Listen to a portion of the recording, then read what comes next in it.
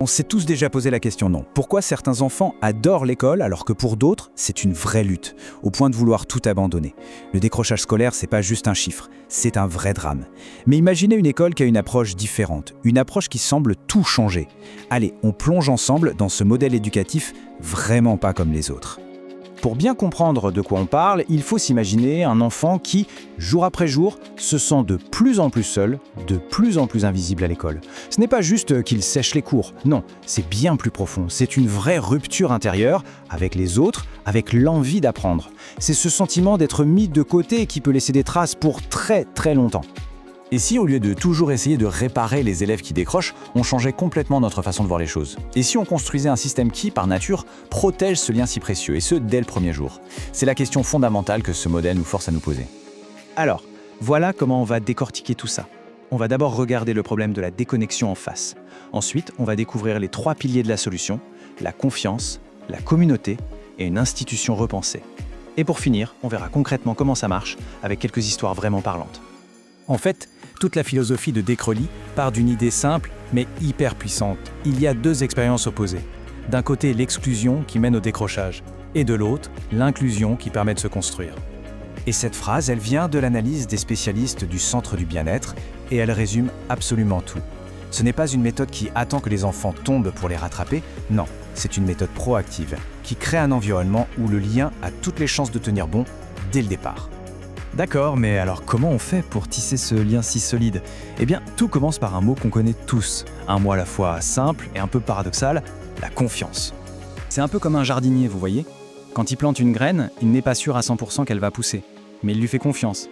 Il lui donne tout ce qu'il faut, de l'eau, de la lumière, en pariant sur son potentiel. Eh bien, le modèle de Crowley, il fait exactement le même pari sur chaque enfant. C'est un acte de foi dans leur capacité à grandir. Le sociologue Anthony Giddens dit que c'est un sentiment de sécurité.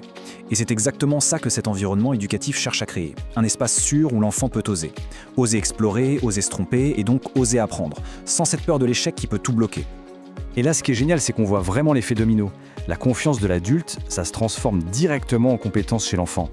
Ce n'est pas de la magie, c'est un processus psychologique très concret. Ça permet à l'enfant de se dire « Ok, je suis capable, je peux y arriver ». Mais attention, cette confiance, ce n'est pas juste une histoire entre un prof et un élève. Non, on va voir maintenant comment ça s'étend à toute une communauté pour créer un vrai filet de sécurité pour tout le monde. Et le point super important à comprendre, c'est que la sécurité, elle ne vient pas d'en haut, avec des règles strictes et une surveillance de tous les instants. Au contraire, elle naît du fait que tout le monde est responsable du bien-être de tous, chacun participe et c'est ça qui crée un climat où la confiance peut vraiment grandir. Regardez cet exemple, il est incroyable, il n'y a pas de clôture. Les limites, c'est un chemin, un arbre. Et pourquoi ça marche? Parce qu'on fait confiance aux enfants pour les respecter. Ils n'obéissent pas par peur de la punition, mais parce qu'ils ont compris pourquoi la règle existe. Et ça, c'est une leçon de vie énorme. Bien sûr, une communauté comme ça n'arrive pas par hasard. Ça demande de repenser complètement la structure même de l'école. On va jeter un œil en coulisses pour voir à quel point c'est différent du modèle classique. Là, le contraste est juste frappant. D'un côté, on a l'école classique, un peu comme une forteresse avec ses murs, ses matières bien séparées, et de l'autre, on a un écosystème ouvert, où tout est connecté, où les parents participent, et où on ne s'intéresse pas juste à la tête de l'enfant, mais à l'enfant tout entier. Ok, mais maintenant, la question qui tue.